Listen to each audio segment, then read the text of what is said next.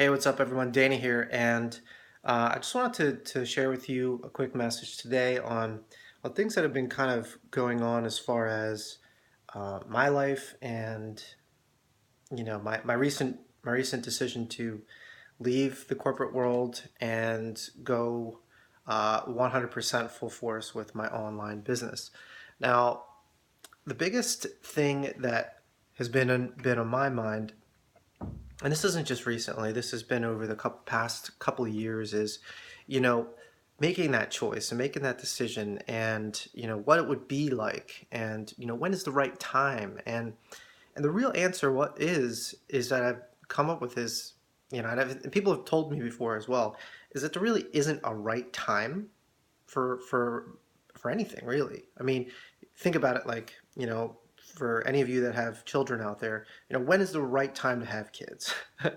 Right? I mean, we can always make excuses or set the bar higher for our criteria to be met before we can actually do something. Maybe for kids, it's we want to have more money, or we want to have a bigger house already. We want to have a larger vehicle, or whatever the case may be.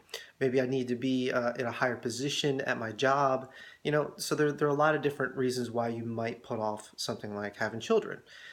When it comes to leaving your job, it may be because you want to make sure that your online business has proven success, or you've proven to yourself that it's viable.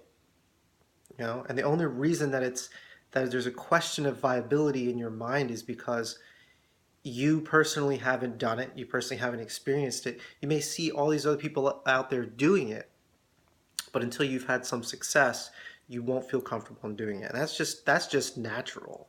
But it's natural for anything. Like, if you've never had children before, you're never going to know, what it's like until you have children.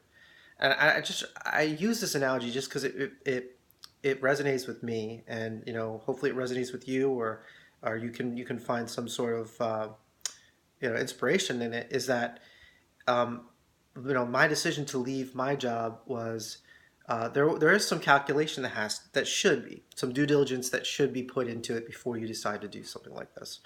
Okay, so what do I mean by that? What I mean specifically is you should have some sort of plan. Okay, nothing is going to be foolproof or risk free. There's always risk in life, right? Whenever you decide to do certain things, but we tend to be more comfortable to try to mitigate that risk and to avoid change because it introduces more uncertainty and more risk into our lives, especially when we already feel comfortable, right? And to some degree, and I mean maybe financially comfortable. Because of my job, I'm definitely not comfortable. I don't like it, and part of the motivation for me is to leave the job is because of that. Actually, the main driver is because of that. I don't feel fulfilled. So it allows me now to focus on my business, which is helping other people and just really using the talents and the skills that I've acquired over the years, in a more focused and laser like fashion. So, going back to planning, I got a little sidetracked there, but going back to, how do you plan to make a decision? Well, you can't just up and leave. I mean, you can, depends on your responsibilities and if you have a family, if you have other people depending on you. But, if you don't have savings, the first thing to do would be to save, right? If you have really, really, really outstanding credit card expenses or debt or whatever, is to try to mitigate that and pay that off. And it can be really challenging up front because it could take years, depending upon where you are. It could take months, it could take years. Maybe you're already in a position where that's not an issue. It's just a matter of, okay, now I need to save money for 5 6 months worth of living expenses, to make sure that if things don't go the way you want it, that you can get back on track and find a new job or whatever it is that you need to do in order to make ends meet. And the same thing goes when you're having kids, right? So if you're planning on having kids to some degree, it's good to at least try to put some sort of money aside, right? You're never going to feel 100% secure and 100% ready.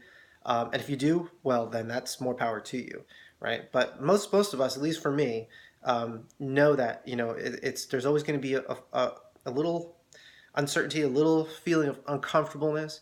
But you know what? It's in those moments that, when you rise to the occasion and you make a decision and you know that you're giving yourself the best chance for success. um, there's no other feeling like that in the world. I know this now because I've already given my job notice.